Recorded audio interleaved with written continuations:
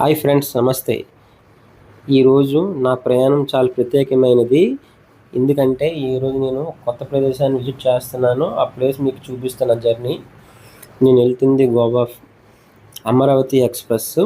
ఆ train number వచ్చి 18047 Vasco da Gama. అసలు అమరావతి ఎక్స్‌ప్రెస్ అని పేరు ఎందుకు వచ్చిందో మీకు మొత్తం చెప్తాను. ఈ ట్రైన్ గురించి. నా ట్రైన్ జర్నీ మొదలైంది ఫ్రెండ్స్. ఈ జర్నీలో మనకు అద్భుతమైన మంచి మంచి గుహలు చాలా ఎంత బాగుంటుందంటే మనకి ఈ జర్నీలో వెళ్ళినప్పుడు నేను చాలా మంచి ఎక్స్పీరియన్స్ ఫేస్ చేశాను.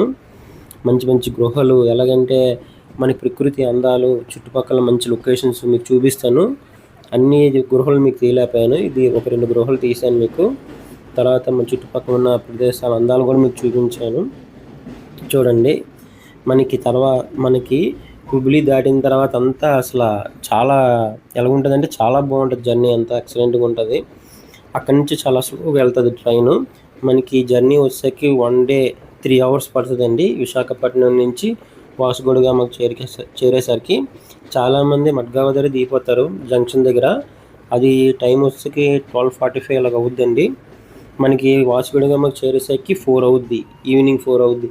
మనం విశాఖపట్నంలో 1కి ఎక్కితే తర్వాత డే ఈవినింగ్ 4కి దిగుతామండి. కరెక్ట్ టైంకి వెళ్తే క్లైమేట్ అంతా బాగుంటాయి.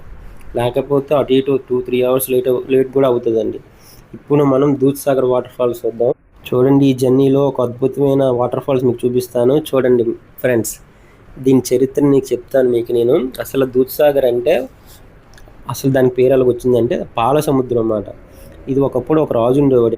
ఆ రాజుకి యువరాణి ఉండేదండి. యువరాణి వచ్చి ఇక్కడ స్నానం చేసేది స్నేహితులతో కలిపి. ఒక యువరాజు వచ్చి యువరాణి చూసేవాడు అన్నమాట. అప్పుడు అమ్మాయి ఏంటనేది ఆ యువరాజు చూడకూడదని తన తాగుతున్న పాలని నదిలో కలిపేది. అప్పుడు అందుకు దీన్ని పాల పొంత అనే జలపాతం అని పేరు వచ్చిందన్నమాట. అంటే దూద్సాగర్ అని. అందుకు ఈ విధంగా పేరు వచ్చిందన్నమాట, పాల పొంత జలపాతం అని.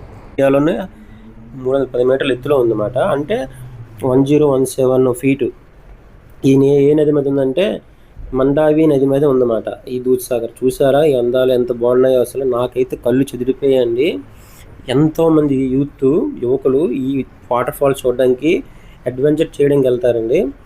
దీనికి సరైన మార్గం కూడా లేదు వెళ్ళడానికి. యాక్చువల్గా మనకి జీప్లో ఈ కింద ఉంది కదా బ్రిడ్జి కింద అవతల పక్క వదిలేస్తారు.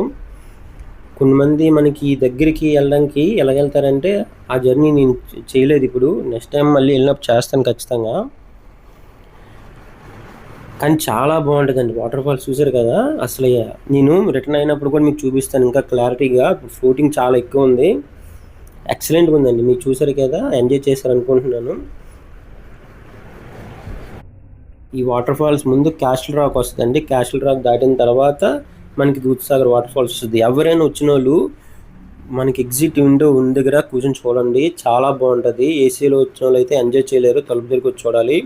కానీ మ్యాక్సిమం ఈ ట్రైన్లో వచ్చిన వాళ్ళు మాత్రం ఏసీ కోచ్లే ప్రిఫర్ చేయండి. జనరల్లో స్లీపర్ కోచింగ్ రావద్దు. ఎందుకంటే మనం చాలా బాధపడతాం. ఎందుకంటే ఈ ట్రైన్ అలా ఉంటుంది. మరి తప్పదు, ఈ ట్రైన్ ఒకటే ఉంది ఆ రూట్లో మనకి వెళ్ళడానికి. లేకపోతే ఫ్లైట్లో వెళ్ళే మార్గం. మనం వాస్కోడిగామాకు చేరుకున్నాం ఫ్రెండ్స్. చూడండి స్టేషన్. ఇంకా మీకు ఇక్కడికి వెళ్ళిన తర్వాత మా చెల్లాలి ఇక్కడ దగ్గరలో వాస్కోడిగామా దగ్గరలోనే ఉంటున్నారు నేవీ క్వార్టర్స్లో.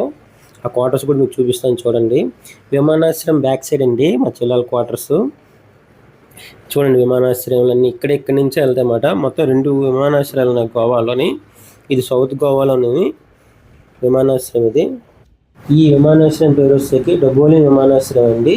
ఇంకోటి కూడా ఉత్తర గోవాలో మనోహర్ ఇంటర్నేషనల్ విమానాశ్రయం కూడా స్థాపించారు. అది కూడాను 2 విమానాశ్రయాలు ఉన్నాయి. ఎవరైనా రావాలనుకుంటే వెళ్ళరండి. చాలామంది మడ్గావ దగ్గర దిగిపోతారు జంక్షన్ దగ్గర. నార్త్ గోవాకి వెళ్తారు ఎక్కువ మంది. మీకు నెక్స్ట్ జర్నీలో క్లారిటీగా ఎక్స్ప్లెయిన్ చేస్తాను. మనం ఎలా రావాలి, ట్రైన్లో రావడం బెస్టా, విమానాశ్రయం రావడం బెస్ట్ అని. క్వార్టర్స్ చూడండి, మీకు చుట్టూ లొకేషన్ చూపిస్తున్నాను. నాకైతే బాగా నచ్చిందండి. చాలామంది నేను సౌత్ గోవా చాలామంది రారు, నార్త్ గోవాకే వెళ్తారు. నేను అనుకోకుండా అన్ఎక్స్పెక్టెడ్గా రావాల్సి వచ్చింది ఇక్కడికి. కానీ చాలా బాగున్నాయండి క్వార్టర్స్, ఫెసిలిటీస్ కానీ నేను లోన.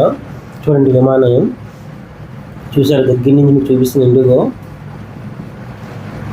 ఇప్పుడే ల్యాండ్ అయింది. ఇంకా అది టేక్ ఆఫ్ అయినవి మీకు చూపిస్తాను నేను. రాత్రిపూట చూసారా మీకు ఎలా ఉందో అది కూడా చూపిద్దామని చూపిస్తున్నాను వీడియోలో. నెక్స్ట్ వీడియోలో మీకు నేను టేకప్ అయిన వీడియోస్ దగ్గర ఉన్న మంచి మంచి ప్లేసెస్